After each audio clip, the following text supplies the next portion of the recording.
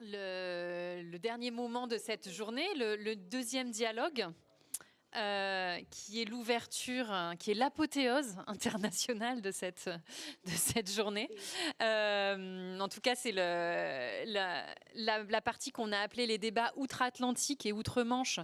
Où en est-on? Parce que c'est revenu assez souvent dans les différentes interventions que la comparaison, en particulier avec les États-Unis, mais pas seulement, a beaucoup joué. On a aussi parlé de la Grande-Bretagne ou d'autres expériences européennes, a beaucoup joué joue beaucoup en fait dans ces réflexions et dans ces travaux de recherche-là. Donc on a le plaisir d'accueillir 3 chercheurs et chercheuses venus de contextes différents.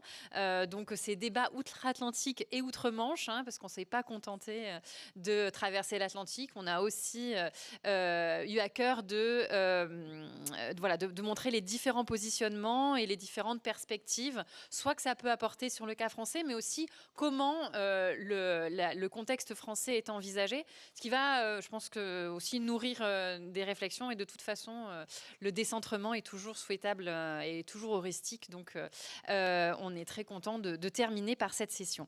Donc, je vais présenter nos intervenants. Donc, on a le plaisir d'accueillir donc Anne Morning, qui est professeure de sociologie à la New York University, qui a été l'auteur d'un premier livre en 2011 sur The Nature of Race, où elle étudiait déjà comment les scientifiques définissent la race, en particulier à travers les manuels.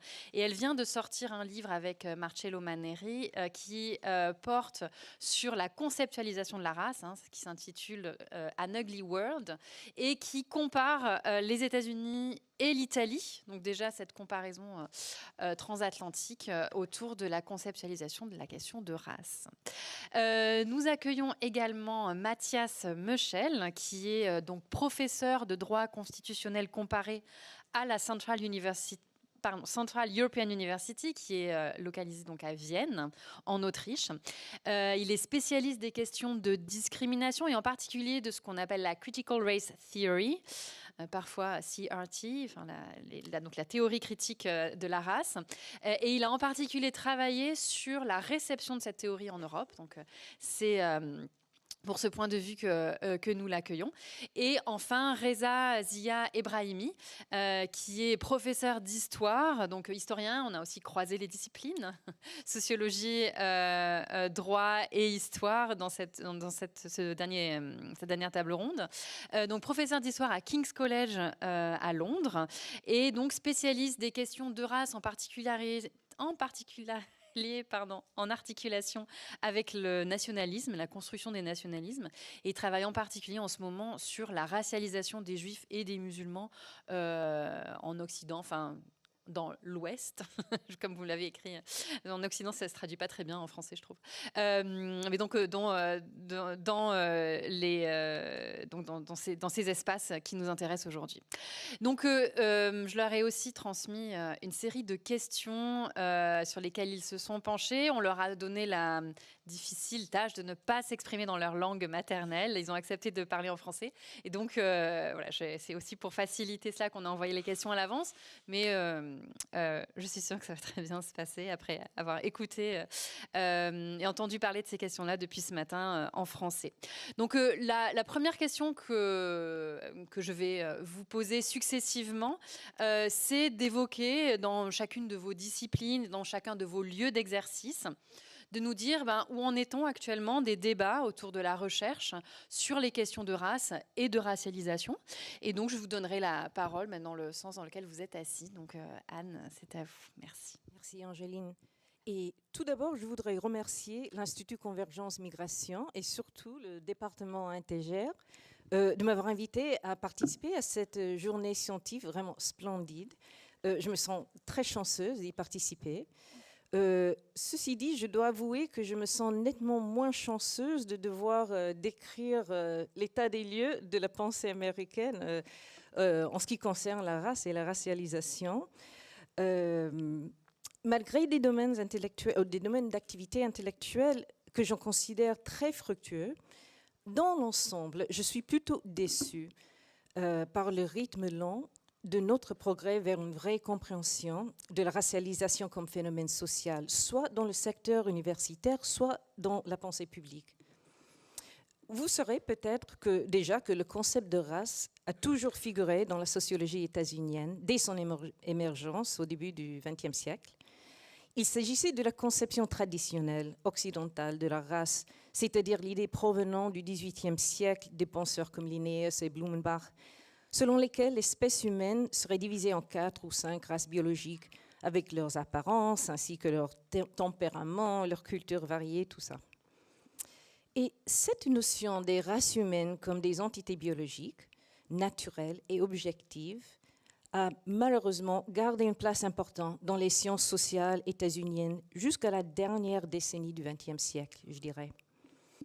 On faisait constamment des études sur les inégalités entre les groupes racisés ou bien des études sur les communautés de couleur sans mettre en discussion les étiquettes comme noir ou blanc. La race d'une personne était considérée un fait objectif.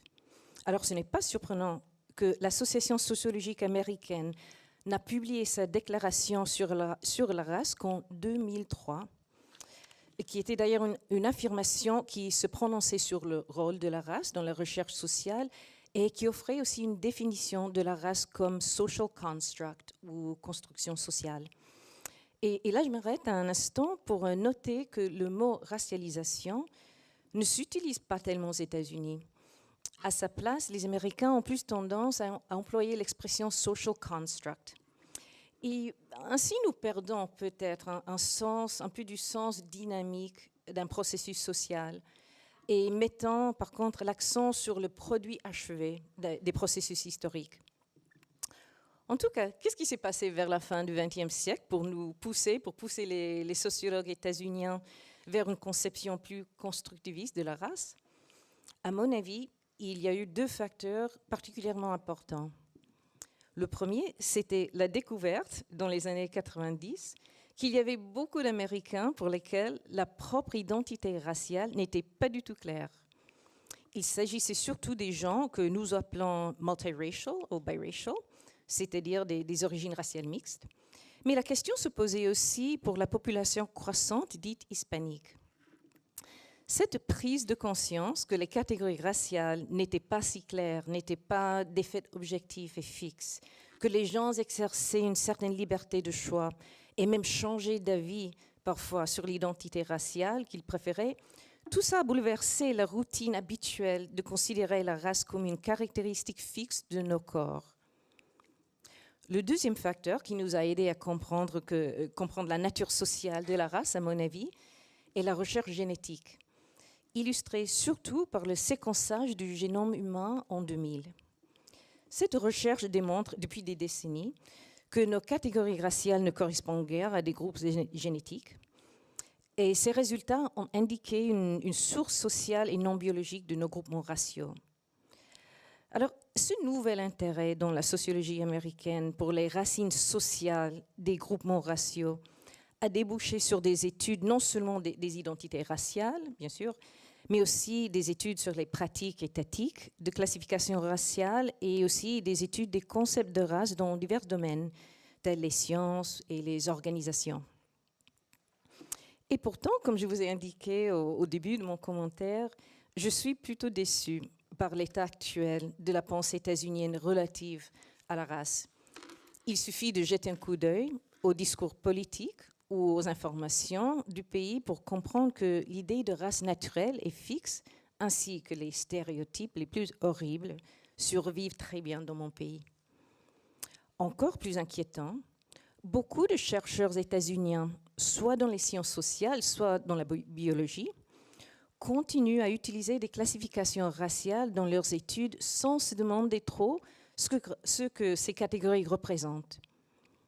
En fait, je suis actuellement membre d'un comité établi par les Académies nationales des sciences, ingénierie et médecine pour débattre l'utilisation des systèmes de classification comme la race, l'ethnicité et l'ascendance dans la recherche génomique.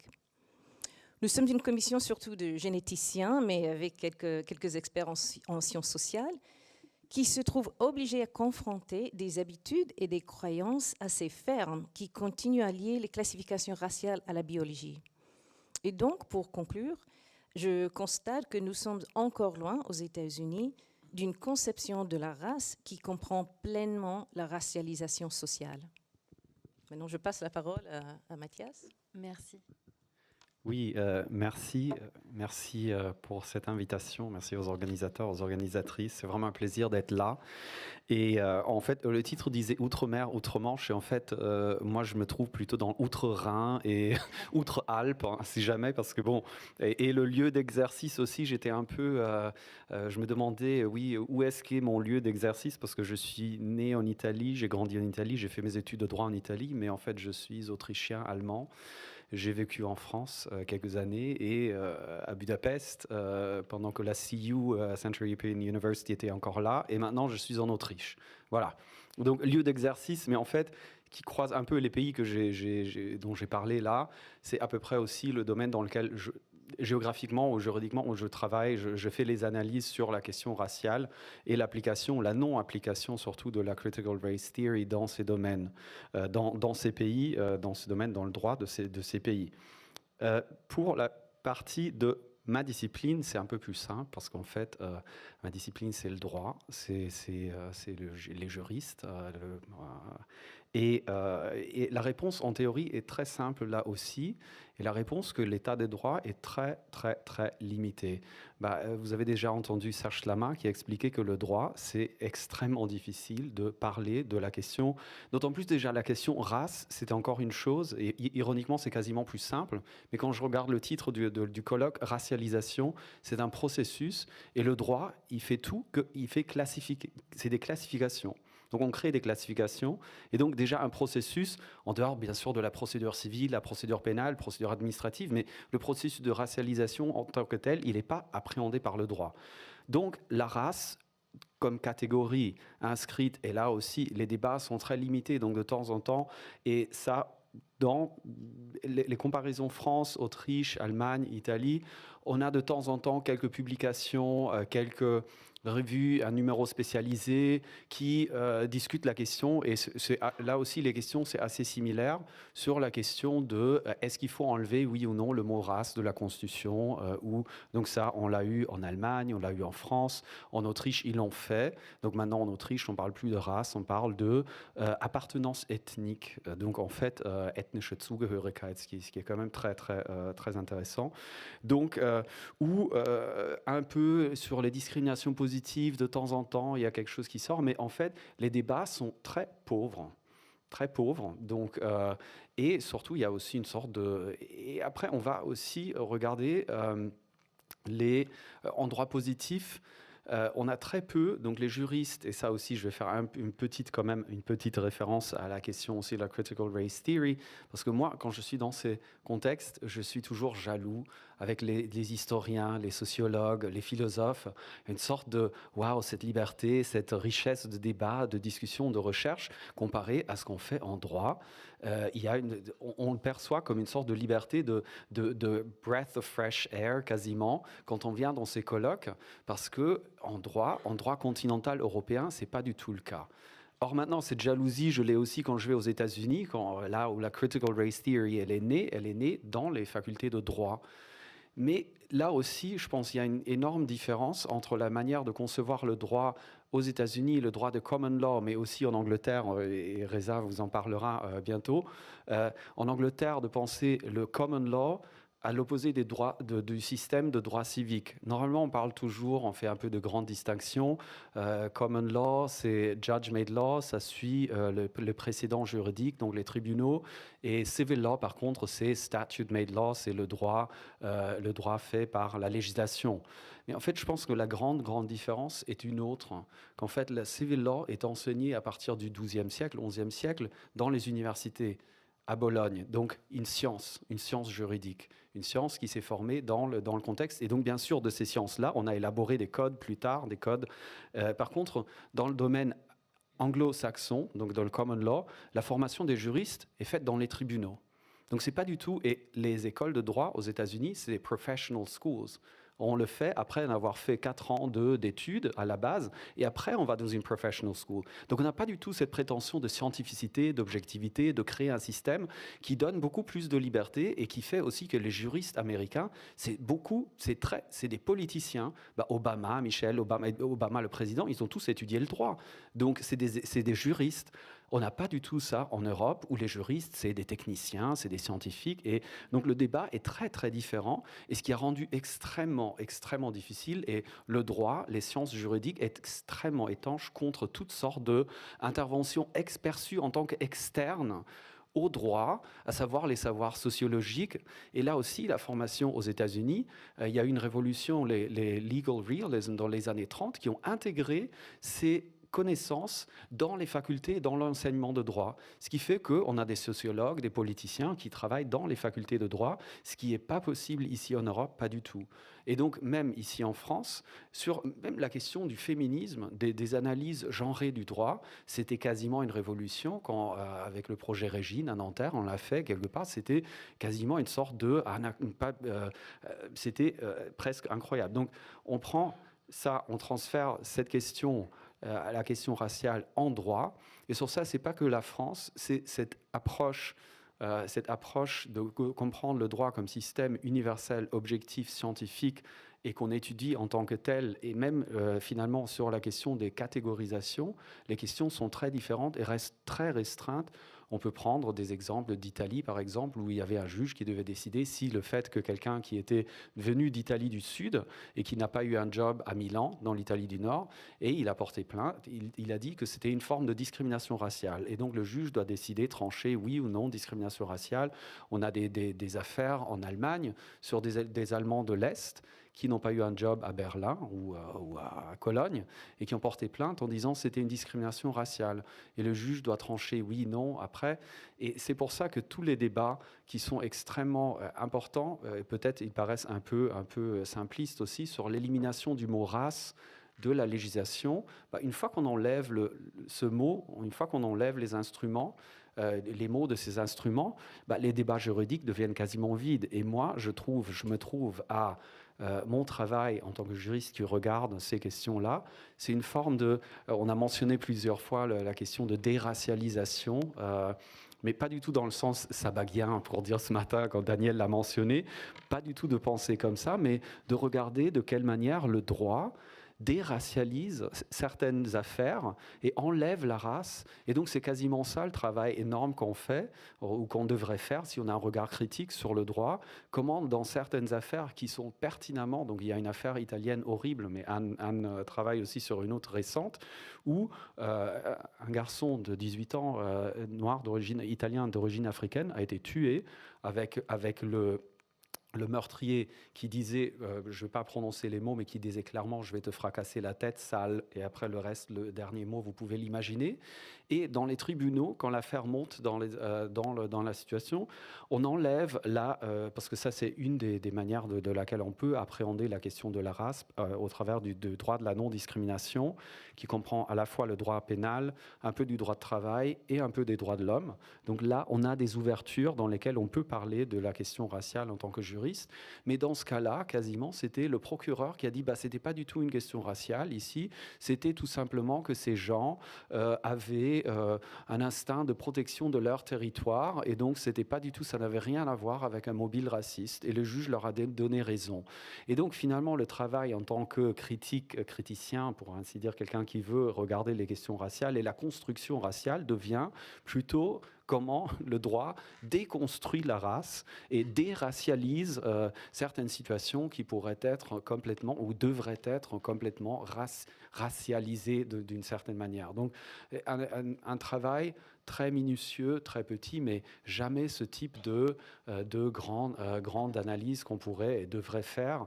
Et je regardais aussi le titre « Convergence migration », par exemple, toute une série de questions qu'au droit continental européen, les juristes continentaux européens, on n'est pas permis d'introduire quasiment l'analyse raciale dans les questions de migration, asile, parce que les conventions même, la convention onusienne dit dit à l'article 1.3 que les questions de nationalité, etc., sont exclues de l'application de la Convention sur l'élimination de toute forme de discrimination raciale, tout comme la directive européenne, elle ne s'applique pas dans ce champ. Donc on a déjà enlevé là où ça pourrait s'appliquer.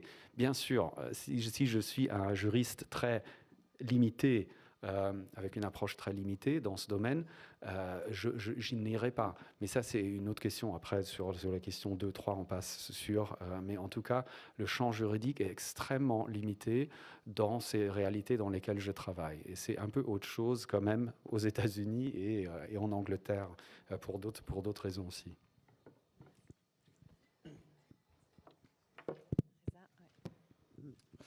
Bonjour à toutes et à tous. Alors, bien évidemment, je remercie les organisateurs pour m'avoir invité, mais je voudrais également remercier tout d'abord les intervenants qui m'ont précédé, car les débats ont été tellement passionnants que nous nous retrouvons quasiment à 16h30 avec une salle encore pleine, ce qui est déjà pas mal.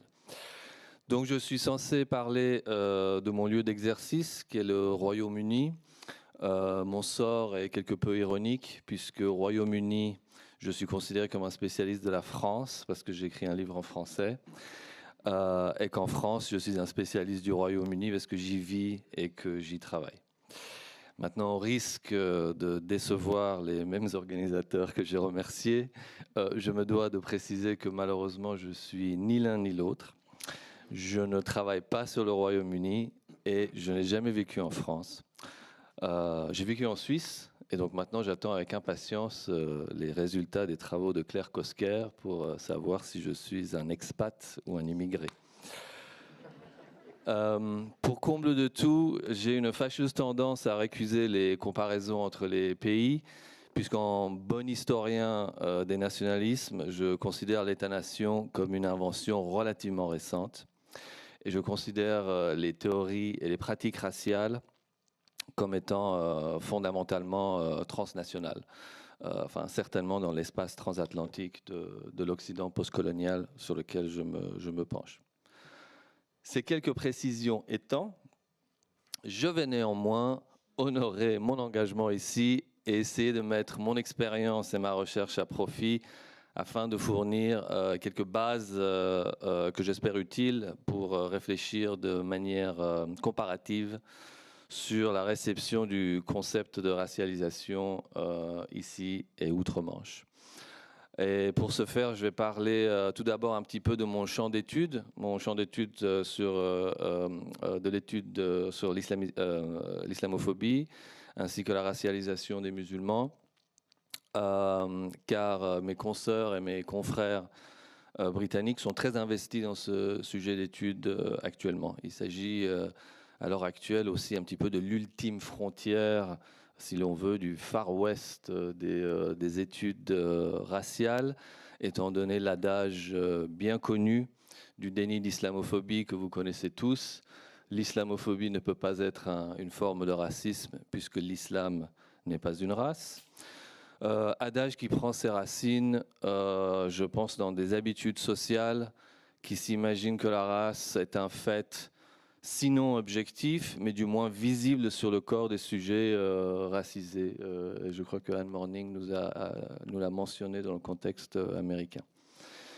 Et je vais donc ensuite donner une petite synthèse des modalités de mon utilisation du concept de la racialisation pour interroger les croisements de l'antisémitisme et de l'islamophobie à travers l'histoire. Donc, le champ d'études sur l'islamophobie se situe clairement dans la lignée des études postcoloniales, ainsi que la critique de l'orientalisme.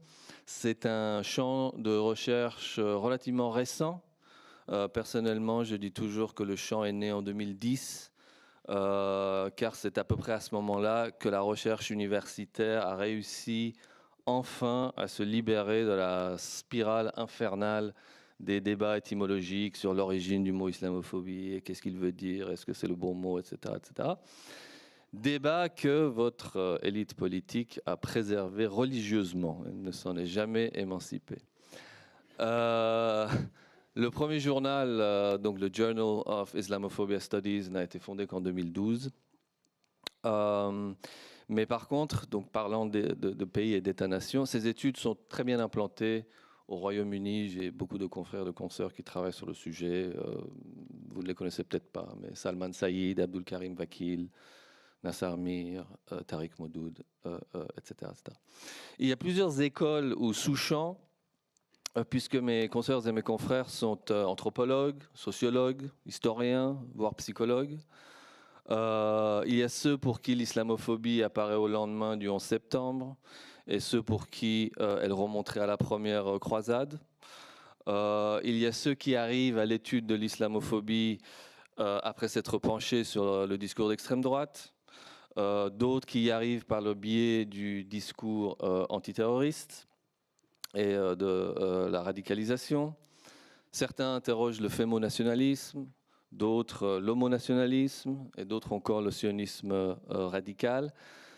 Il y a beaucoup de modèles théoriques véritablement innovants et intéressants. Et donc, bref, c'est un champ extrêmement dynamique en ce moment où on fait toutes sortes de choses. Ce qui soulève évidemment la question pertinente de savoir s'il y a un dénominateur commun ou un consensus dans ce petit monde des études sur l'islamophobie. Et ma réponse est positive. Oui, il y a un consensus auquel souscrit la majorité des collègues, enfin moins une ou deux voix discordantes. Et ce consensus est que effectivement les musulmans sont racisés. Dès lors, l'islamophobie devrait être analysée comme un type de racisme, et ce grâce à l'appareillage théorique développé par l'étude du racisme de couleur, notamment la sociologie de la race au Royaume-Uni et aux États-Unis, ainsi que la littérature de critique coloniale en langue française, Césaire, Fanon, etc. Donc le champ a intégré la critique saïdienne de l'orientalisme, mais va bien au-delà. Aujourd'hui, c'est un champ bien plus riche. Tout cela a un corollaire important, qui est que l'étude de l'islamophobie tient beaucoup compte du cadrage théorique qui signifie le racisme en tant que système, c'est-à-dire que l'islamophobie est vue comme un racisme systémique et institutionnalisé au sein d'un régime donc, de domination entre la population majoritaire et les musulmans racisés. Ceci lui permet d'offrir une véritable analyse critique des États occidentaux, mais pas que. La Turquie kémaliste, la Chine de Xi Jinping, l'Inde de la suprématie hindoue ont toutes fait l'objet d'études, et votre serviteur s'est penché sur le nationalisme monarchiste iranien qui comporte également un élément islamophobe prédominant. Au vu de ce qui précède, la question de la racialisation est donc au cœur du champ. Selon Brian Klug, c'est même la voie qui offre le plus de potentiel analytique. Notez en passant que Brian Klug est un historien de l'antisémitisme. Il n'est pas rare au Royaume-Uni que des historiens de l'antisémitisme se penchent sur l'islamophobie, ce qui est à peu près inconcevable, je pense, en France.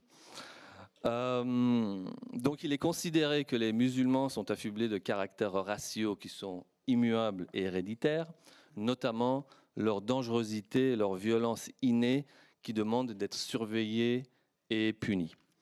Alors qu'est-ce qu'on entend par là? Un exemple contemporain que je tire des travaux de Harun Kunnani, qui se trouve être américain en fait, mais qui travaille beaucoup sur le Royaume-Uni. Le discours de la racialisation des musulmans est partie intégrante de l'appareillage antiterroriste au Royaume-Uni, ainsi que de la militarisation des frontières britanniques, mais également européennes, qui se conceptualisent principalement, mais pas uniquement, comme un moyen de nous protéger de l'islam / islamisme / djihadisme. La frontière entre ces idées est toujours floue. Et pour être encore plus précis, je vais parler d'une politique qui existe au Royaume-Uni qui s'appelle Prevent, donc du verbe prévenir, Prevent Strategy, qui est en fait, qui impose une obligation légale aux instituteurs, aux professeurs d'université, aux infirmiers, aux médecins, etc., à tout agent de l'État, à dénoncer des cas qu'ils considéraient comme des cas de radicalisation possibles. Donc l'accent est mis sur la perception d'individus, ce qui évidemment soulève des problèmes que vous pouvez vous imaginer, puisqu'il s'agit principalement de comportements religieux musulmans, tels que se laisser pousser la barbe, se voiler, etc., etc. Et il y a également dans la législation des circonstances, ou plutôt dans les directives, des circonstances aggravantes. Si en plus d'être un musulman visible et visiblement pratiquant, si en plus vous critiquez les pratiques de l'État, par exemple si vous parlez de l'islamophobie, si vous fustigez les guerres coloniales, notamment en Irak, ou si vous avez de la sympathie pour la cause palestinienne, tout cela est considéré comme des signes de radicalisation qui peuvent vous valoir une dénonciation, ce qui peut avoir des conséquences assez sévères pour votre vie et votre carrière. J'ai un exemple personnel. Lorsque la reine, pardon, je devrais dire feu Sa Majesté la reine, lorsqu'elle a visité mon institution, donc King's College London, il y a quelques années, mon institution a interdit l'accès de certains étudiants au site de l'université, évidemment sans leur dire quoi que ce soit. La raison est que ces étudiants avaient participé à des manifestations pour la Palestine.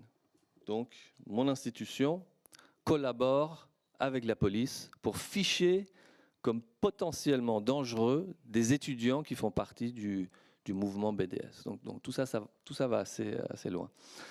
Évidemment, il s'agit d'étudiants musulmans reconnaissables, sommatiquement j'entends, principalement des filles voilées.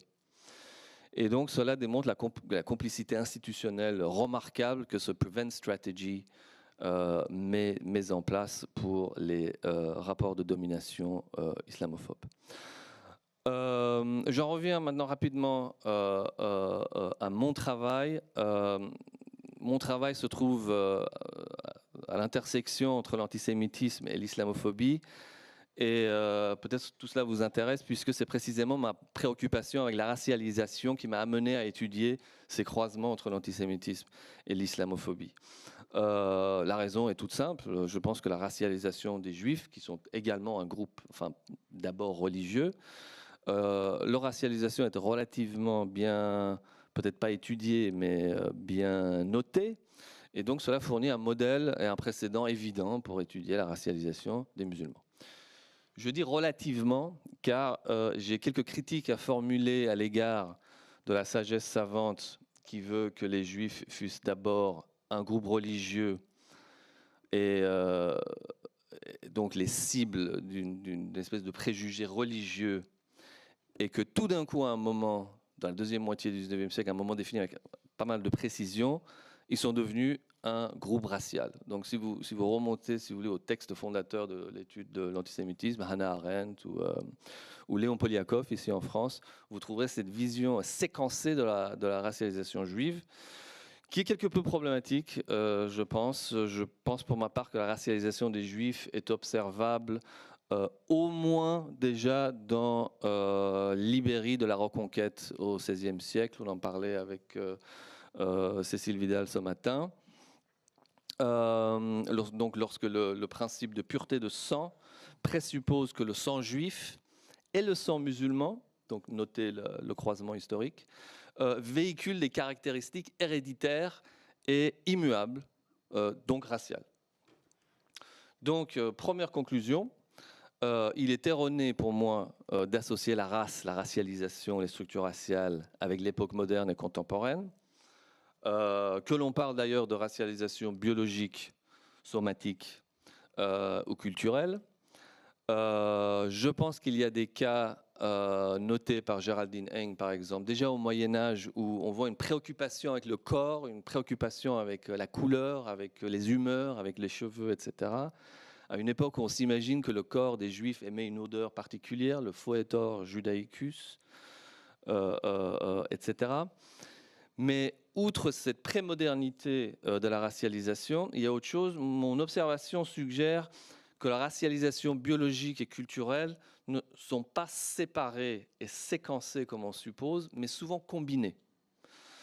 Donc, par exemple, excusez-moi de passer du coq à l'âne historiquement, donc le juif des nazis, par exemple, est un membre de la race juive biologique, mais la figure imaginaire du juif chez les nazis, donc le juif entre guillemets, comme dirait Brian Klug, est défini culturellement, comme parasitique, comme exploiteur, cosmopolite, usurier, etc.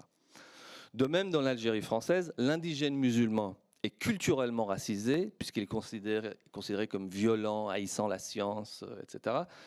Mais il est également biologique, puisqu'il est censé avoir une sexualité différente et déviante de la norme blanche. Et troisième conclusion, je vais conclure là pour la première partie de la présentation.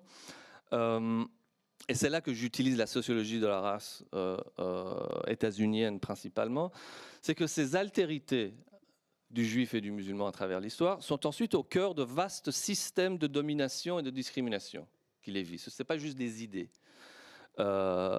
Déjà au Moyen-Âge, lorsque des juifs et des musulmans vivent sous le joug de princes chrétiens, comme au royaume de Jérusalem, dans la Sicile du XIe, XIIe, XIIIe siècle et dans les États chrétiens de la péninsule ibérique, déjà à cette époque-là, les juifs et les musulmans sont frappés par un certain nombre d'interdictions. Ils ne peuvent pas se montrer pendant la Semaine Sainte, ils ne peuvent pas avoir de domestiques chrétiens, ils doivent porter des signes distinctifs pour contrôler leur sexualité et empêcher les métissages.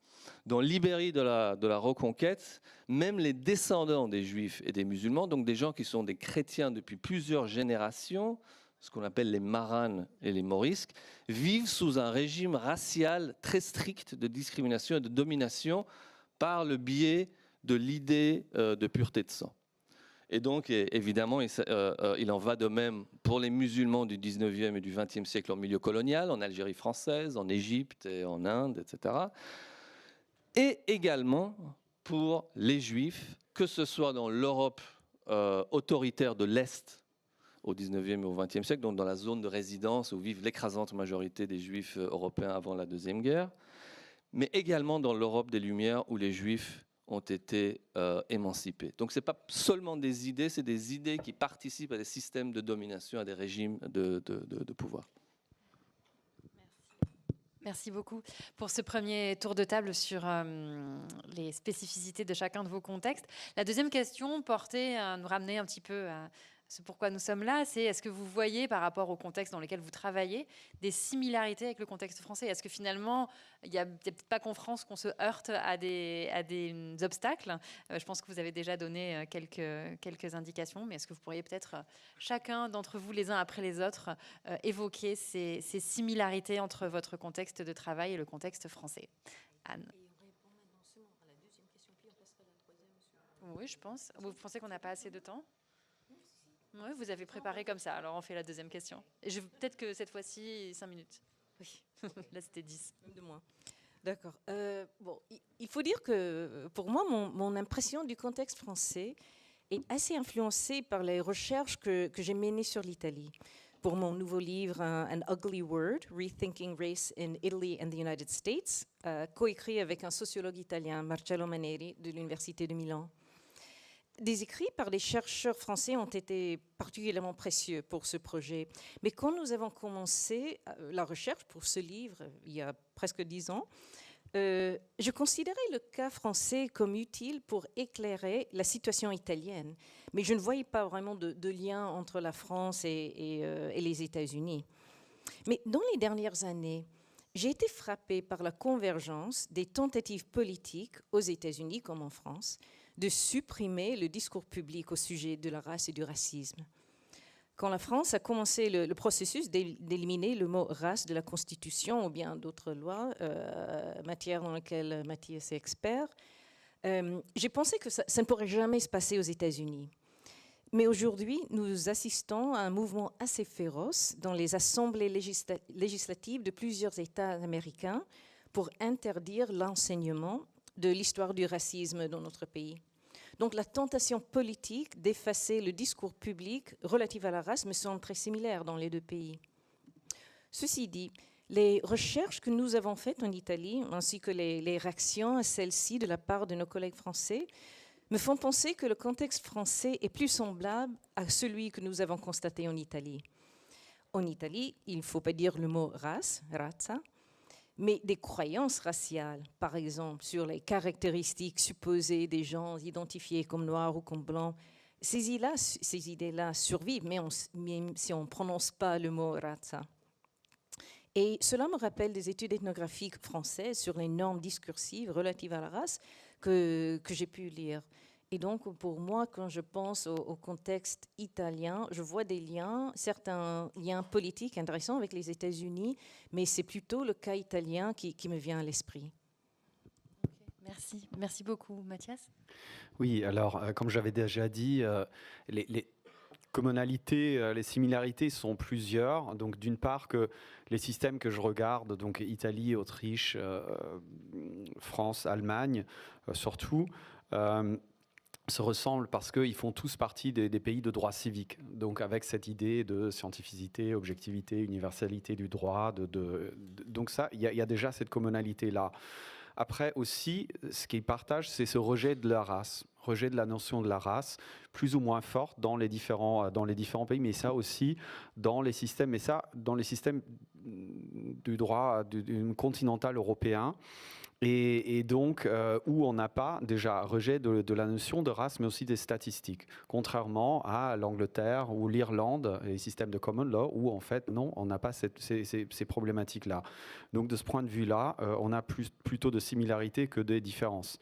Après, le déni et le rejet de la race, pourquoi ? Là, je trouve sur le plan discursif, c'est très intéressant, il y a quand même des différences. Donc, si on va regarder en Allemagne, en Autriche, bien sûr, c'est la question de l'Holocauste, et qui, à mon avis, explique aussi pourquoi dans le reste du continent, parce que tous ces pays ont été touchés d'une manière ou de l'autre par le nazisme. Donc, on va jusqu'à la Norvège, la Suède, les pays de l'Europe de l'Est, l'Italie, la France, etc. Donc, personne n'est resté intouché. Donc, cette idée que le Holocauste a pu créer ce déni de on ne va plus jamais utiliser ce mot, les statistiques, etc. Donc, mais en Allemagne, en Autriche, clairement, ce focus-là a fait oublier toute une série d'autres choses, mais quelqu'un a parlé de Holocaust exceptionalism et qui oublie aussi la question de la colonisation, la question des Roms, etc. En France, je ne dois pas dire républicanisme, vous connaissez mieux les oublis, les silences, etc., les rejets que ça entraîne. Mais après, il y a aussi d'autres arguments qui sont mobilisés. Pourquoi on ne devrait pas utiliser la race ? En Europe du Nord, par exemple, en Scandinavie, c'est à peu près l'argument, nous n'avions pas participé à la colonisation, à la traite, etc. Et donc, nous n'avions pas de colonie, ce qui est effectivement historiquement est assez faux parce que le Danemark, la Suède aussi ont participé. Mais bon, c'est ces arguments qui sont mobilisés pour justifier pourquoi on ne devrait pas utiliser la race. Donc, des similarités, mais avec des arguments différents. Et ce que je trouve quand même assez intéressant aussi en Europe centrale, et c'est non seulement nous n'avons pas participé et profité de l'esclavage, ou qu'on était victime quasiment du nazisme, et donc les exportations, les déportations ont été des déportations forcées par les nazis sur nous, mais ce qui quand même, nous, en plus, il y a un autre argument que nous, on ne peut pas être raciste, on ne peut pas avoir utilisé la race parce que nous étions nous-mêmes colonisés par la Russie et par le communisme. Donc en fait, une sorte de double argument de la question pourquoi on ne doit pas utiliser la race, et qui oublie quand même complètement aussi qu'il y avait des Roms qui ont été mis en esclavage, et le traitement des Roms aujourd'hui, au-delà de la question juive et du racisme existant envers les personnes, d'autres minorités racisées. J'enseigne ce cours de Critical Race Theory depuis des années, et avant avec la Central European University, on était à Budapest, et j'avais les témoignages réguliers de nos étudiants africains ou musulmans de ce qu'il passait avec eux dans la ville, de racisme, everyday racism. Donc voilà. Mais ce que je trouve intéressant, c'est beaucoup de similarités, mais après les arguments qui sont mobilisés pour justifier pourquoi ne pas parler de race, ne pas l'utiliser, sont différents. C'est très intéressant, merci beaucoup. Alors, Reza, est-ce que vous pensez avoir déjà évoqué ces questions de similarité avec le contexte français, ou est-ce qu'il y a quelque chose que vous voudriez ajouter ? Non, je me suis senti inspiré par tout ce qui a été dit. D'accord, voilà, je m'en doutais. Je vais parler pendant 20 minutes. Non, j'aimerais juste comparer certaines choses qui se passent plus dans l'espace, enfin la sphère publique au Royaume-Uni et en France. Je pense qu'il y a des différences notables sur la manière de discuter de la race et également de l'islamophobie, mais là où je m'interroge, c'est est-ce que cela a des conséquences concrètes, positives pour les musulmans au Royaume-Uni? J'en doute. En France, le consensus sur le déni de l'islamophobie est absolument universel. L'antipathie est généralisée envers le terme, mais en réalité à ce qu'il représente, c'est-à-dire une revendication autonome d'égalité. Et il y a une mobilisation de principes consensuels pour ce faire, la laïcité, la République, les valeurs, etc., etc. Et les voix musulmans autonomes sont réduites au silence, parfois par l'intervention directe de l'État, comme dans le cas du collectif contre l'islamophobie en France, le CCIF.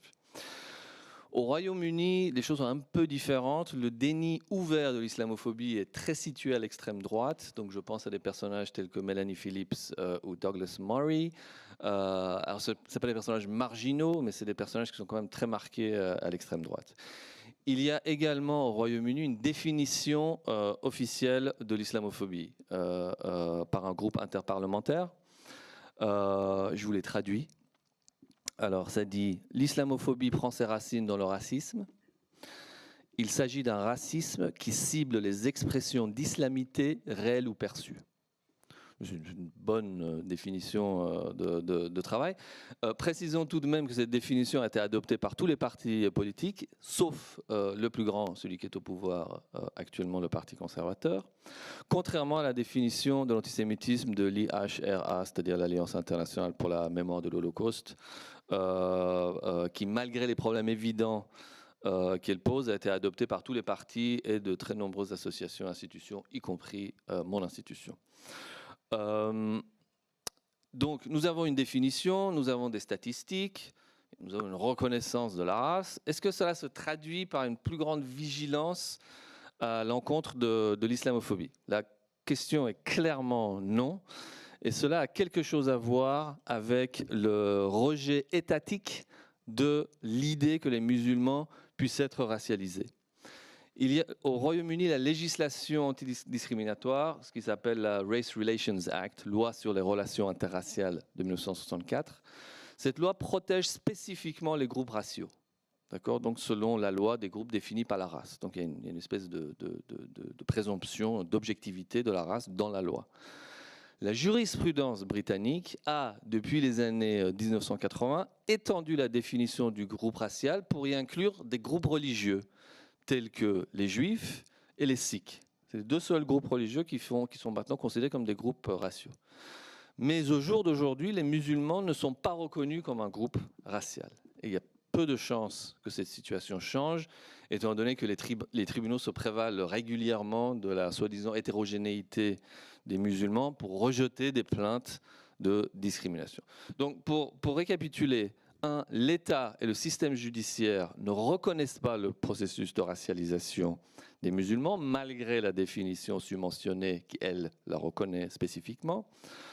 Principalement parce que la loi semble considérer la race comme un fait objectif, visible, somatique, historique, etc.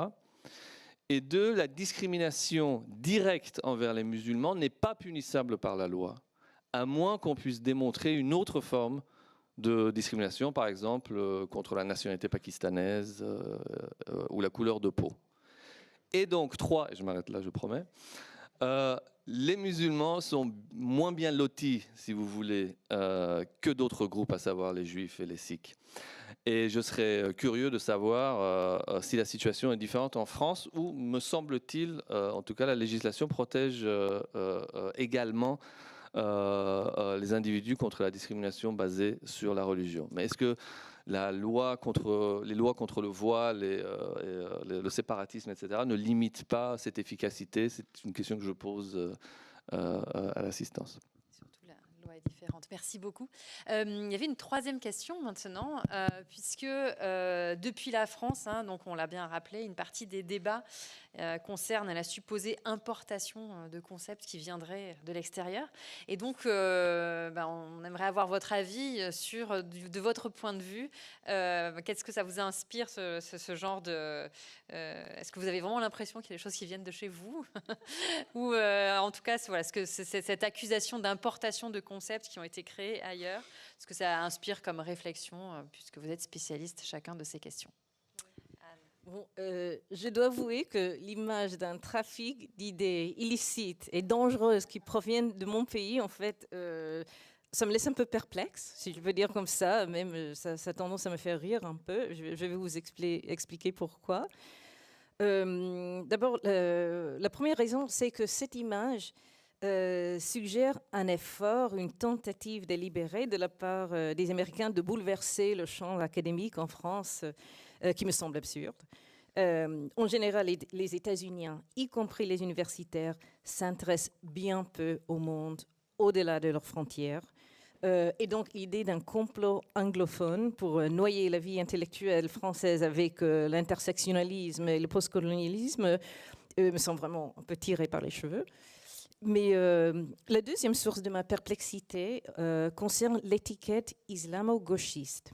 Alors, si j'ai bien compris, les hommes et les femmes politiques qui s'opposent aux recherches et aux enseignements... de savoir ce que tu en penses, ok. Oui, les hommes et les femmes politiques qui s'opposent aux recherches et aux enseignements qui prennent en compte le poids de la racialisation, du genre, le colonialisme, etc. Ils disent que ces sujets vont créer des divisions au sein de la société française, une société qui, autrement, ne reconnaît ni tolère des étiquettes ethniques ou communautaristes. Alors, pourquoi utiliser une étiquette comme islamo si vous êtes contre l'identification des groupes à part ceux nationaux? Donc, pour moi, ça n'a pas de sens. Je suis également déconcertée par la croyance qu'il est nécessaire de protéger les savants des idées nouvelles ou peu familières. Cela me semble vraiment un effort futile. Il est impossible d'interdire la circulation des idées. Et je ne vois pas pourquoi on ne pourrait pas tout simplement laisser aux chercheurs la liberté de décider quelles sont les idées ou les courants de pensée qui leur sont les plus intéressants ou les plus utiles.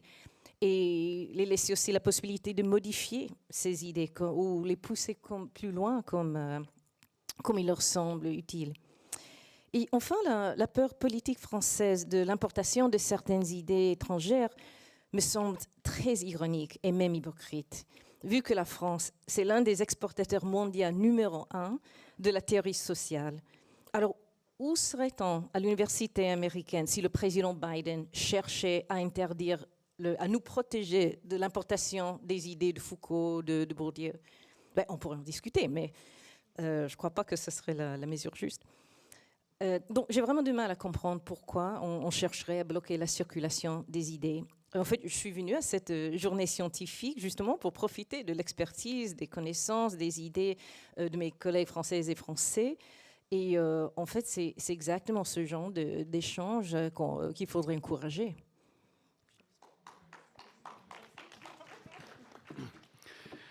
Alors, juridiquement, il est vrai que le droit de la non-discrimination et qui est en ce moment aussi en France, mais dans d'autres pays européens, un des instruments les plus forts pour lutter contre le racisme et les discriminations raciales. Et c'est vrai qu'il a été importé par les États-Unis via l'Angleterre et le droit de l'Union européenne sur le continent. Donc il y avait des instruments, il y avait certes aux Pays-Bas, en France même, des instruments de droit pénal très limités, mais par exemple il y a toute une histoire assez passionnante sur la notion de discrimination indirecte qui a été inventée par la Cour suprême, Griggs, en 71 et qui est passée par l'Angleterre via le droit de l'Union européenne vers donc c'est vrai. Donc si je prends ça de manière très, et je sais que c'était pas mais j'essayais de chercher quelque chose de positif dans cette question d'importation de débat. Après, sur la vraie discussion, on importe avec la race, et sur ça, je reviens à ma réponse d'avant, ça, c'est un autre élément commun qu'on importe en Allemagne, en Autriche, en Italie, en France, etc., qu'on importe des débats en Europe centrale, en Hongrie, qu'on importe des débats américains, et que ça, c'est tout à fait, il ne faut pas du tout faire ça, parce que sinon on va importer avec tous les problèmes raciaux que les Américains ont. Donc ça, c'est vraiment et moi, je trouve cet argument, je le trouve parmi les plus difficiles à digérer. Moi, je pensais quand tu disais que la France ou quand même l'Europe a exporté, je pensais oui, elle a exporté. Le plus grand truc, c'est la pensée raciale que les Européens ont exportée par le biais de la... Donc, je trouve ça quand même incroyable comment on puisse dire que ça a été inventé ici par des penseurs. Il y a toute une histoire, comment ça s'est construit. Et de dire maintenant, vous importez... Non, peut-être c'est une réimportation. Et après, c'est vrai, il faut notre travail, qui travaillons sur ces questions en Europe, c'est vrai, les différences, la politisation, le contexte, c'est extrêmement important de faire les différences parce que c'est vrai, l'esclavage aux États-Unis, c'était pas la même chose que l'esclavage des Roms en Roumanie, etc. Mais ça, c'est notre travail à faire et aussi la question de la colonisation, les espaces qui étaient entre les colonies et c'était autre chose que l'esclavage qui se passait exactement dans le même pays, ce qui a entraîné aussi d'autres réactions. Ça, c'est un travail à faire à nous. Mais après qu'on prenne comme inspiration ces approches, ça encore c'est autre chose. Mais pour moi, encore une fois, je trouve ça intellectuellement très difficile cet argument de dire vous importez quelque chose d'américain quand l'idée de la race est née ici en Europe avec l'ère de lumière en partie. Donc on a eu l'historienne ce matin, excusez-moi, Cécile, excuse-moi. Voilà, donc toute la construction, c'était en Europe, c'est pas aux États-Unis que ça construit. Ça a eu une histoire particulière, oui, mais après, donc moi, l'argument, j'ai extrêmement du mal avec.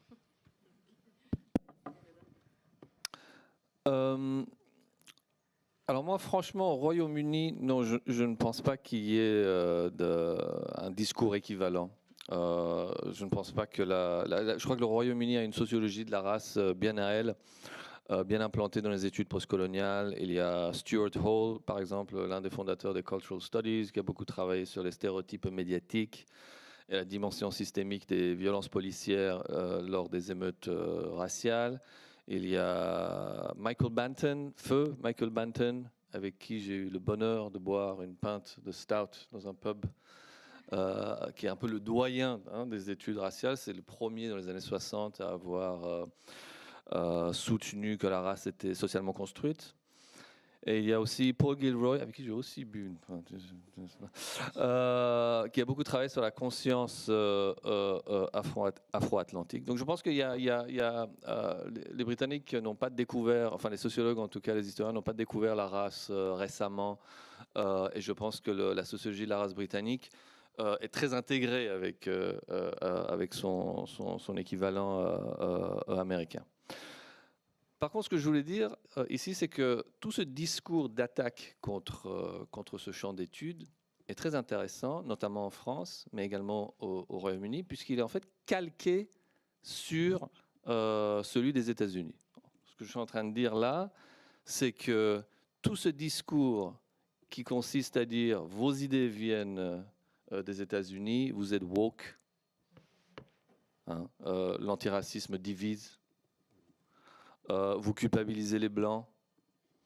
Les Blancs seraient les victimes d'un racisme à l'envers. Mais tout ça vient des États-Unis. Donc ils sont eux-mêmes en train de copier inconsciemment, y compris votre président de la République, un discours américain. Et c'est ça qui est peut-être fascinant dans tout cela. Et c'est exactement le même discours qui prévaut au Royaume-Uni. Le Royaume-Uni n'est plus, à mon avis, à l'avant-garde de la production de textes et d'idées soutenant les régimes d'inégalité raciale, mais la tendance à donc copier un petit peu les Américains, mais aussi les Français.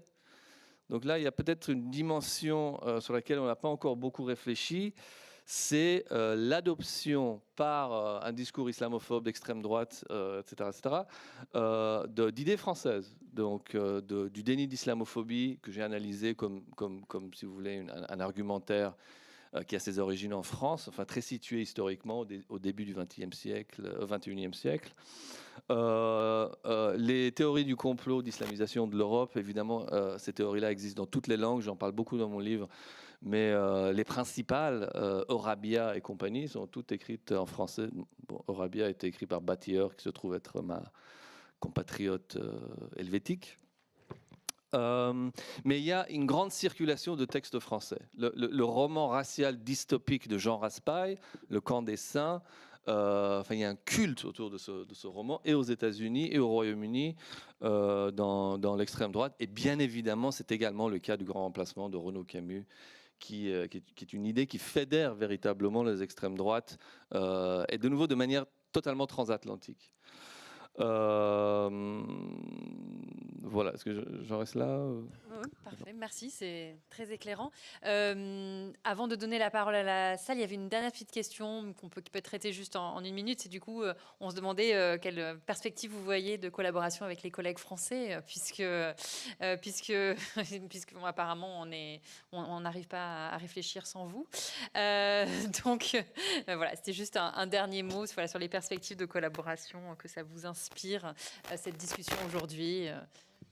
Oui, je dirais tout simplement une minute que la littérature française m'a aidé énormément, pas seulement avec l'écriture du livre sur l'Italie, mais en général, si je me sens vraiment en contact, en communication avec mes collègues comme Patrick Simon, avec lequel je travaille depuis des années. Je bénéficie énormément des œuvres des collègues comme Sarah Mouazouz, Mathilde Cohen, etc. Donc, oui, à mon avis, il y a vraiment peut-être je ne dirais pas une marée, mais une grande quantité d'œuvres françaises qui sont vraiment très, très utiles pour qui veut comprendre mieux ce que c'est la race et la racialisation. Donc, je laisse comme ça. Moi, je n'existerais pas sans ces collaborations, coopérations et les conversations. Donc voilà, et surtout aussi entre... Moi, il y a deux choses, en fait. Une partie, c'est les coopérations, conversations transdisciplinaires, parce que je pense que c'est extrêmement important, justement, surtout dans le contexte continental européen, où il y a vraiment un cloisonnement, donc ces événements-là, et je pense que c'est un bonheur dans ce sens-là, parce que ces questions-là, entre que ce soit le féminisme, race, etc., c'est des thématiques qui sont transversales, et donc qui portent à ce type de conversation, et non seulement dans un pays, mais au-delà de ça. Et après, une autre question que je me posais pendant cette journée-là, c'était aussi les conversations entre minorités racisées ou les études, parce que j'étais étonné sur l'absence quasiment aussi de la question des gens du voyage et des Roms, qui en Europe centrale, peut-être c'est aussi maintenant que j'ai vécu pendant des années en Hongrie, et de venir... et quasiment d'avoir une sorte de silence ou d'absence, peut-être c'est une question numérique, non, pas généralement, mais voilà, de voir s'il y a des possibilités de élargir aussi le camp de discussion entre minorités, racisées, etc., sur les thématiques, et cela de manière transversale. Et j'ai vu ça en mobilisant la Critical Race Theory. On a créé une summer school sur la question Critical Race Theory in Romani Studies, Critical Romani Studies. Donc voilà, ce type de conversation que ça permet donc pour partir sur une note plus positive que de dire tout va mal, etc. Alors, ne vous y trompez pas, il se passe des choses absolument merveilleuses et fascinantes en France. Je trouve qu'il y a une grande effervescence de la production sur ces questions-là, notamment l'islamophobie. Et personnellement, je suis un très grand consommateur de livres écrits en France par beaucoup de gens qui ont défilé aujourd'hui ici et par d'autres. Donc, je ne pense pas que la France soit à l'arrière-garde du tout. Je pense qu'il y a une résistance dans la sphère publique qui est peut-être plus forte, et il y a aussi une forme de résistance à l'intérieur des murs de l'université. C'est peut-être là la différence. Parce que nous, dans les universités britanniques, on est quasiment tous des islamo-gauchistes, donc on se soutient les uns les autres. Mais je pense que ce n'est pas tout à fait le cas ici. Enfin, nous n'avons pas vraiment d'équivalent bon, je ne vais pas les nommer pour ne pas leur faire de tort, mais les Taguieff, bon, bref.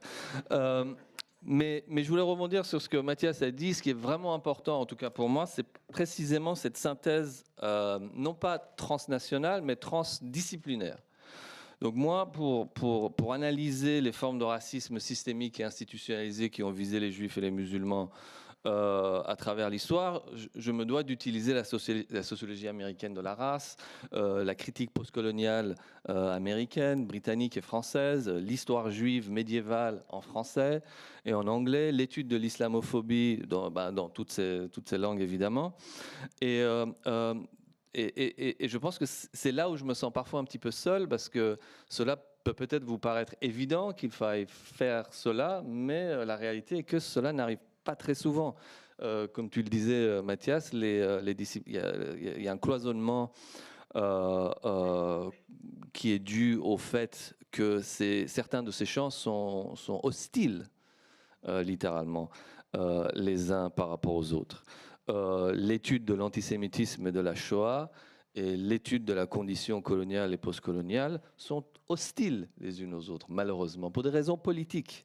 Et donc il y a une séparation stricte qui n'a rien à voir avec ni la langue, ni le lieu de travail des individus qui sont impliqués dans ces recherches, mais plutôt des positions politiques concurrentielles, si vous voulez. Hein. Donc, pour résumer très simplement, l'idée de la singularité de la Shoah n'est pas compatible avec celle selon laquelle les Juifs seraient des Blancs privilégiés, qui n'est pas totalement compatible avec celle de la racialisation des musulmans, etc. Donc je crois que le défi est vraiment essayer de construire des ponts, non pas entre les pays, mais ces départements ou ces champs d'études qui sont pas très bien intégrés.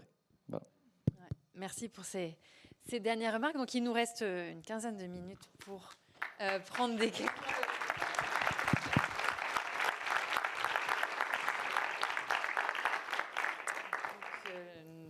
N'hésitez pas à lever la main si vous avez des questions à poser à nos invités. Il y a 2 micros qui peuvent circuler.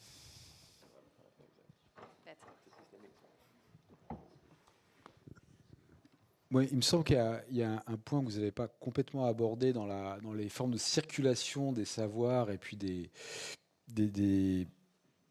paradigmes de recherche, c'est celui de l'hégémonie. C'est-à-dire, en fait, ce qui est très critiqué dans le cas américain, c'est pas simplement que dans le débat public, on dit oui, les idées viennent des États-Unis, mais dans le champ universitaire, ce qui est souvent critiqué à l'égard des États-Unis, c'est une position de suprématie, en fait, dans la formulation des... Bon, c'est le texte de Vacan et de Bourdieu sur comment c'est en français, enfin, The Cunning of Imperialist Reason. Ouais. Donc là, il y a l'idée qu'il y a un prisme qui a été conçu dans un contexte historique particulier, d'ailleurs avec des limites déjà observées et des débats internes aux États-Unis, et qu'il y a une sorte de reproduction relativement fainéante de la part d'un certain nombre de chercheurs dans le champ européen qui vont reproduire tout ça aussi pour accéder à des vecteurs de publication internationaux, travailler leur propre réputation. Bref, il y a quand même une critique de cette nature-là qui est anti-intellectuelle. C'est-à-dire il y a une pensée autonome européenne qui est devenue indigente, en tout cas incapable de s'opposer à cette espèce d'impérialisme sur l'eau compresseur américain. Donc, bon, dans lequel la race joue un rôle très déterminant, mais pas le seul.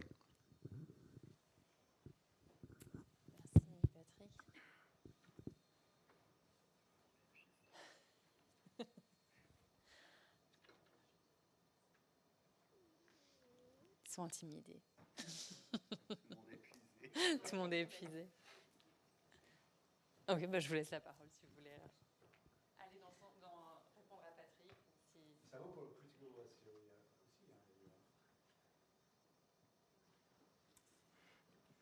aussi. Non, je dirais que je suis d'accord, Patrick, Vacan et Bourdieu suggéraient, oui, qu'en fait que je ne sais pas si on peut dire que les chercheurs français, européens étaient prostrate ou incapables de répondre vraiment à l'attaque académique américaine. Mais je dois dire, je suis d'accord, très d'accord avec Loïc que, en fait, il existe un certain ethnocentrisme dans la recherche américaine. Il n'y a pas de question, ça, c'est clair.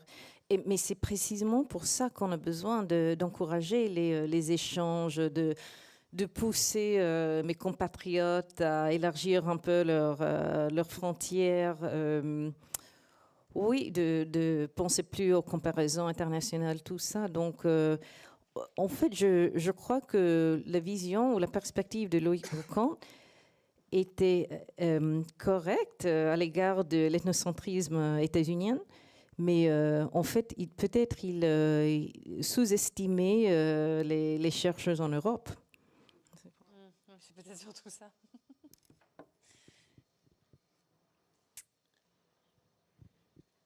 Oui, Nasser.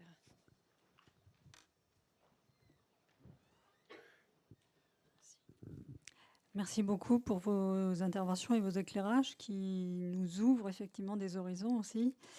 Dans la continuité de la question de l'hégémonie, je voulais aborder la question de la langue et du cas, parce qu'il y a aussi cette obsession française. Nous avons une académie française de la langue, n'est-ce pas? Le français, c'est la France c'est le français. Donc il y a une forme de dénaturation, voire de viol de l'intégrité de la nation dès lors que les choses sont dites à partir de concepts en anglais qui parfois même ne sont même pas traduits et qui, par leurs détracteurs, ne sont pas traduits. Hein. C'est-à-dire parler du gender, par exemple. Alors, on ne parle pas de race, hein, c'est intéressant, on ne met pas l'accent, parce qu'au fond, la France a quand même une familiarité très profonde et très ancienne avec la race, elle ne peut pas le nier. Mais cette façon de disqualifier en anglicisant les termes fait aussi partie de la discussion, il me semble, qu'on peut avoir. Et je pense qu'il y a un aspect de l'hégémonie de l'anglais qui doit être adressé, parce que sinon il l'est par des détracteurs qui font des mauvais procès, qui ne nous intéressent pas et qui nous font perdre du temps. Mais comment aborder la question de l'hégémonie de la langue anglaise? Comment faire droit et comment créer ces espaces de discussion pour que, effectivement, alors ça ne veut pas dire que il faudrait tout faire pour qu'on n'ait plus à lire la littérature anglophone, c'est pas ça. Mais adresser véritablement l'hégémonie de la langue anglaise, ce qu'elle nous impose, ce qu'elle ne permet pas, ce qu'elle permet. Et ça, je pense que c'est une discussion qui serait importante d'avoir dans ces échanges transdisciplinaires. Alors peut-être pas entre États-nations, puisqu'effectivement c'est un modèle qui commence un peu à être fatigant, y compris quand il déclenche des guerres en Europe. Enfin, c'est surtout à ce moment-là qu'on se rend compte qu'il y a un problème. Hein, mais enfin, c'est quand même une question mondiale aujourd'hui, la question des États-nations.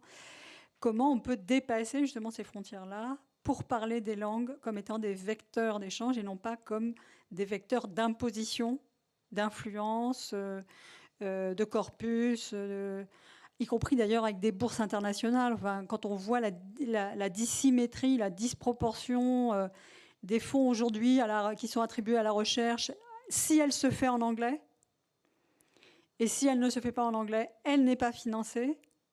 Donc il y a vraiment des questions là qui seraient intéressantes à examiner. Comment vous percevez cela, puisque vous naviguez entre ces différentes langues, et c'est vraiment, il me semble, utile d'avoir votre éclairage.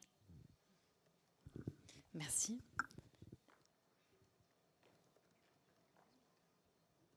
Oui. Merci.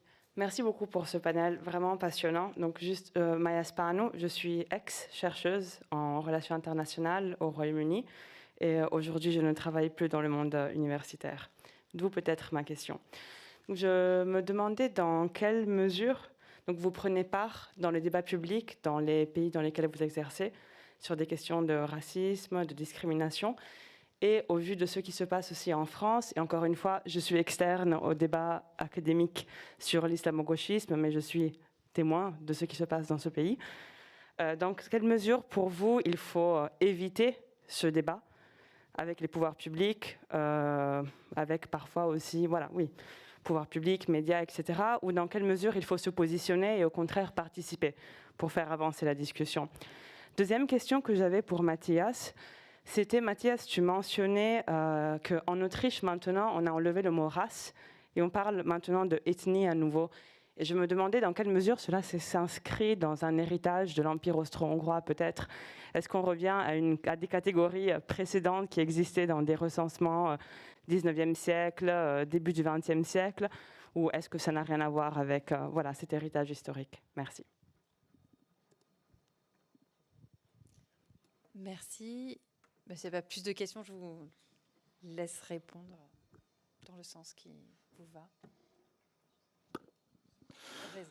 Alors, sur la question de l'hégémonie de la langue anglaise, c'est une réalité, bien évidemment. Je n'ai personnellement pas d'autre solution que de continuer à écrire en français, au moins autant que j'écris en anglais. C'est un choix conscient que j'ai pris puisque j'aime bien ramener ma fraise un petit peu en France dans les débats et avoir la légitimité de le faire. Mais je suis parfaitement conscient que cette humble contribution est également le produit de mon privilège, c'est-à-dire le privilège d'avoir été dans une école où on m'a appris le français, etc. heureusement, je suis soutenu institutionnellement, c'est-à-dire que j'ai reçu du financement britannique pour écrire un livre en français. Je ne sais pas si l'inverse est possible. Et je suis aussi financé pour venir ici régulièrement, aller à la BNF, qui est un endroit que j'aime beaucoup, et dont il n'y a pas d'équivalent au Royaume-Uni. Donc voilà, sur le ton de la plaisanterie, enfin, ma petite contribution à moi est de continuer à écrire dans des langues. J'écris également en persan, qui est ma langue maternelle, et j'ai fait des efforts surhumains à pouvoir maintenir ces 3 langues dans ma production. Mais je n'ai pas de réponse plus systémique à ce problème, malheureusement. En ce qui concerne le débat public, je pense qu'il est absolument indispensable de continuer à intervenir dans le débat public. Évidemment, je suis parfaitement au courant que c'est très difficile parfois, puisque nos voix sont, si elles ne sont pas réduites au silence, elles sont quand même dans une large mesure diabolisées. Dans l'espace public et ici, mais également au Royaume-Uni, peut-être dans une moindre mesure. Et en ce qui concerne l'islamo-gauchisme, c'est quelque chose que j'aime bien assumer pour le subvertir. Je ne sais plus quel grand écrivain a dit qu'il y a des crachats qui sont des décorations. Donc c'est pour ça que je l'assume.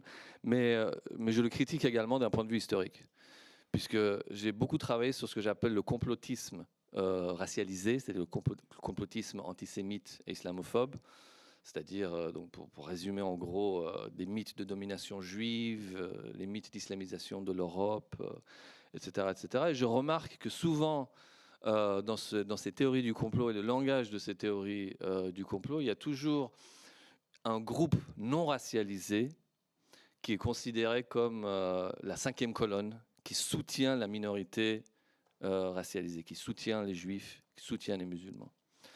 Et c'est pour ça que je replace l'islamo-gauchisme dans une lignée beaucoup plus ancienne du judéo-maçonnisme, du judéo-bolchevisme, etc., etc., puisque les gens qui produisent ce genre de discours complotistes ont 2 buts.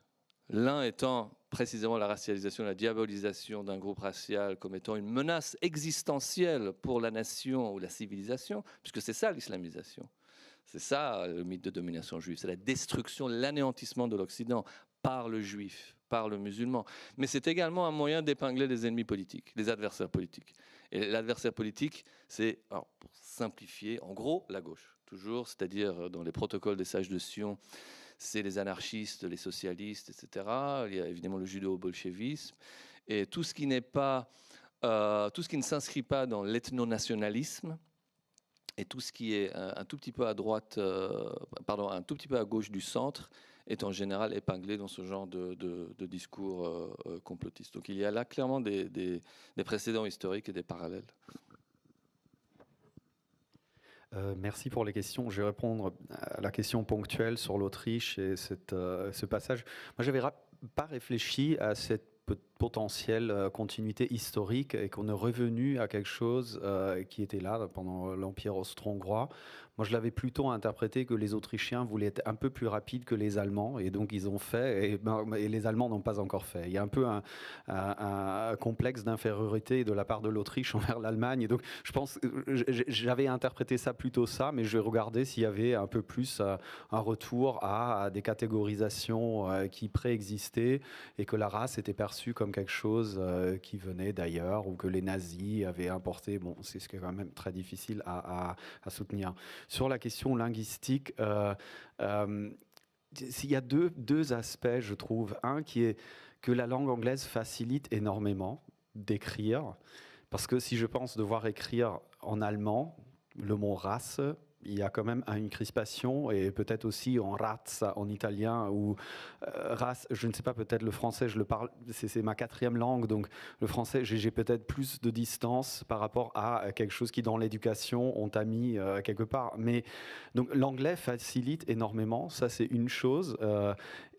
Et d'autre part, la question linguistique est extrêmement importante. Donc, dans le livre qu'on a édité avec Ouria Bentouami sur la Critical Race Theory et les grands écrits, une pensée était vraiment pour les chercheurs en droit, parce qu'en droit, je disais, le droit est extrêmement fermé.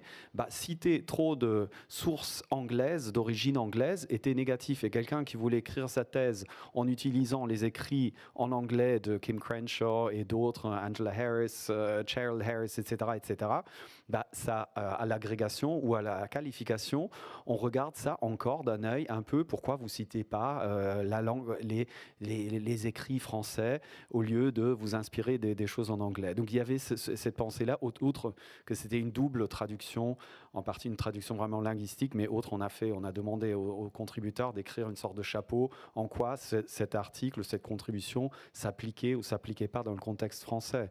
Donc il y avait cette idée-là aussi linguistique de que c'était important d'avoir une sorte de double transfert, mais ce qui rend beaucoup plus de travail au lieu d'utiliser l'anglais. Donc il y a deux facettes, à mon avis. Une part, ça facilite d'écrire en anglais, et peut-être, oui, c'est hégémonique, mais linguistiquement, ça aide. Mais d'autre part, il y a aussi toute une partie c'est vrai, de revenir à des choses qui existent dans la langue d'origine, et de voir comment ça fonctionne, voilà. Et moi aussi, je voulais dire, Nassira, que je crois que tu soulèves une question importante, la question de l'hégémonie de la langue anglaise, mais il y a deux choses qui me viennent à l'esprit. D'abord, aujourd'hui, avec la technologie de traduction, les technologies de traduction qu'on a, en fait, c'est un moment dans lequel je crois que surtout les jeunes, peut-être, sont très capables de passer d'une langue à une autre, de traduire automatiquement, rapidement. Donc, je ne crois pas que les langues soient les mêmes barrières qu'elles pouvaient être en passé. Bon, et aussi, en fait, j'ai remarqué comme la langue anglaise vient utiliser aussi pour mettre une certaine distance. En fait, tu l'as signalé quand tu as parlé du gender. Quelque chose qui me frappe beaucoup comme afro-américaine, c'est l'usage du mot black en français au lieu de dire noir. Alors ça, c'est une utilisation stratégique de l'anglais. Donc ça sert à quelque chose quand même, l'anglais de ce point de vue. Et puis pour la question sur les prises de position publique, politique, tout ça, dans mon cas, j'ai beaucoup travaillé avec notre bureau de recensement aux États-Unis. Je travaille actuellement avec cette académie nationale sur les questions de race et génétique. Et de mon point de vue, le travail, les recherches que je fais sur les classifications raciales visent toutes à essayer de faire comprendre mes compatriotes que ces catégories ne sont pas des catégories essentielles, biologiques, fixes, objectives, etc. Et donc, je vois mon travail comme largement basé dans une approche politique. En fait, pour moi, la politique est centrale, une politique antiraciste est centrale à ce que je fais. Je crois que c'est un bon mot de la fin, que tout est politique. Merci beaucoup à tous pour d'être restés jusqu'ici.